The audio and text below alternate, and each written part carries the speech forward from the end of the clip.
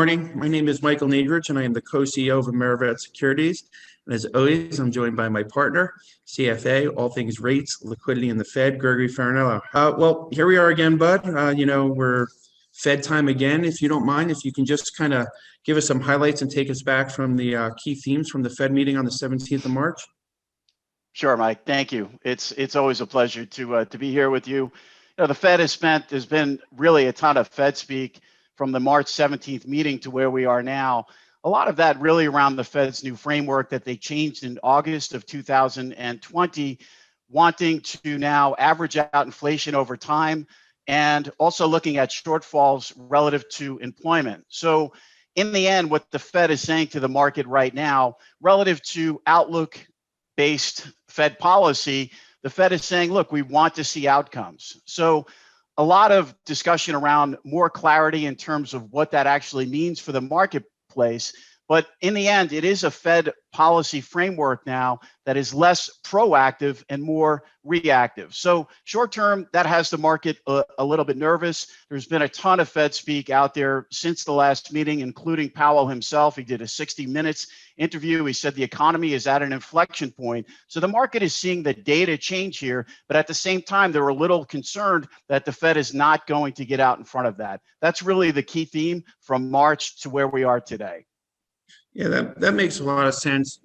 Greg, I was wondering, what's the state of the U.S. rates market? There's obviously been some extreme volatility here since February into early March. What are the dynamics across the curve heading towards? So it's interesting. It's a great question. We talked about this morning on our Zoom. If you look at the long end of the curve, you look at the 10-year, very low volatility. So we traded out toward 177 at some point within the pocket of time of the last Fed meeting.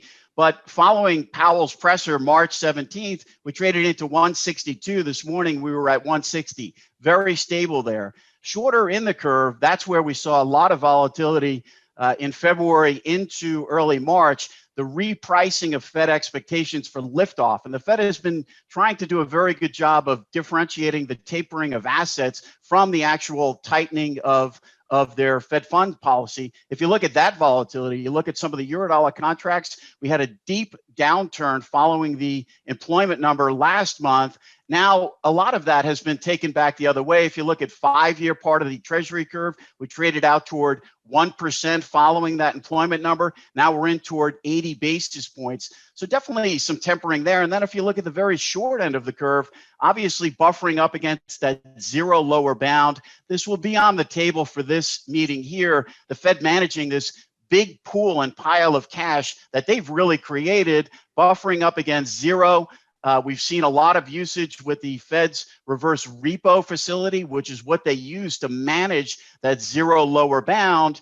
And in conjunction with that, we have seen rates at times trade negative within this period of time. So there has been Lori Logan, who manages the open market desk for the New York Fed, has given a lot of context around how the Fed is managing that. If you look back to the minutes from last month's meeting, clearly Powell said if they need to adjust those rates short term, they will. But keep in mind, the Fed manages now within a band, unlike the old days where they targeted a specific funds rate and then managed that rate with open market operations. Now they have a band, right? So that band is 0 to 25 basis points. They'd like the funds rate to sit somewhere in the middle. And lately it's been gravitating toward the lower bound. So that clearly is a key theme, I think, on the short end. The plethora of cash that is on the short end of the yield curve right now is unlikely to go away anytime soon.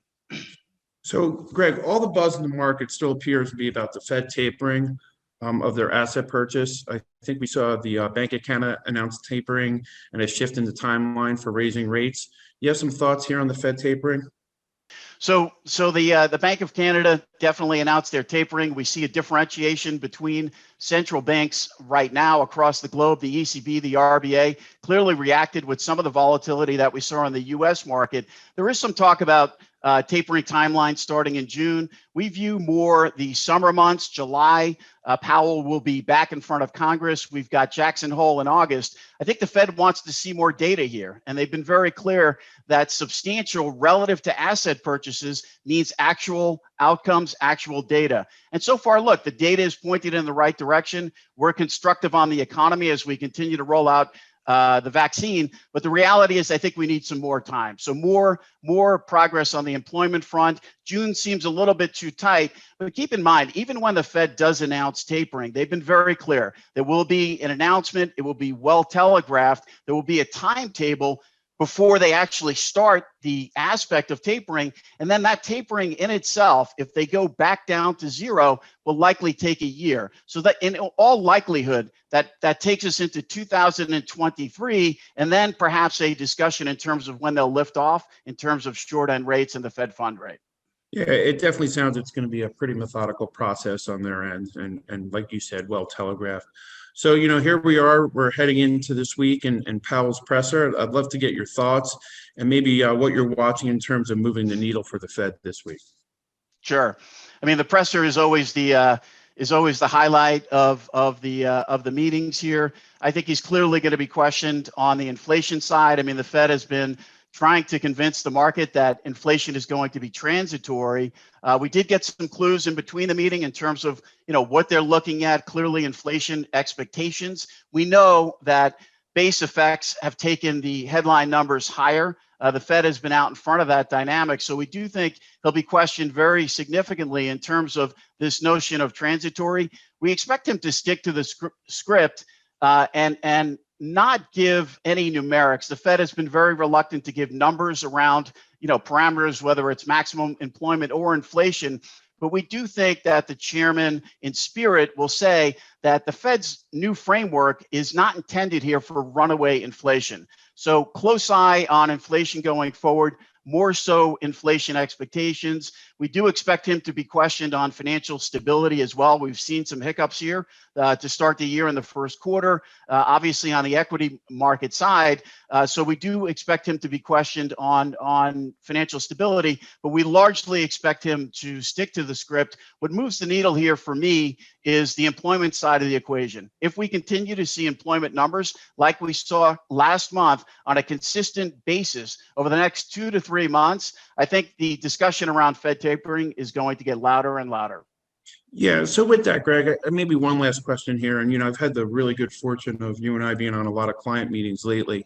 Sort of just tie it all in together for me. Unemployment, stimulus, science, and the economy, and, how that all interrelates to the way you see the world moving forward. So vaccination, right? I mean, St. Louis Fed President Bullard actually was one of the first Fed members to tie in some sort of Fed timeline to actual vaccination levels.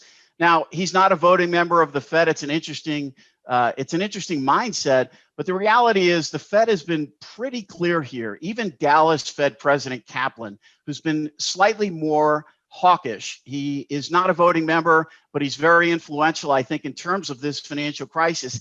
Even he has said, before the easy money policy is gone, we need to be through the pandemic. So to tie it all together, it still goes back to the virus in the end, the pandemic, and it also now goes back to vaccination, but it also goes back to on a global basis too, right? The Fed has been clear about that. I mean, policy, there's always been a global basis nature to Fed policy, more so now, I think, than ever. We've seen cases rise in India. We've seen struggles in Europe with regard to vaccination. So I think in the end, we need more time. And I think the Fed is saying, look, let's get through this pandemic. We see vaccinations here in the US that are clearly going up. That's a critical component, I think, of moving the economy forward.